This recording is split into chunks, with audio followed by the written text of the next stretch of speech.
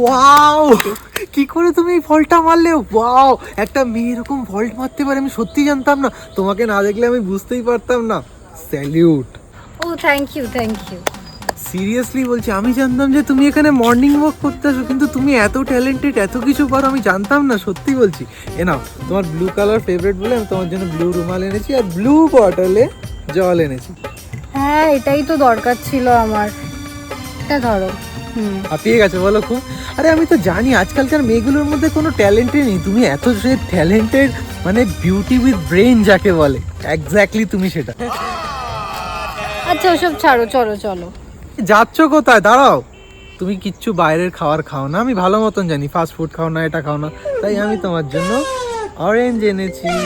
এক সেকেন্ড। হ্যাঁ বলো সোনা। হ্যাঁ হ্যাঁ আমি আছি, আসো। সোনা দেবই না লেবু।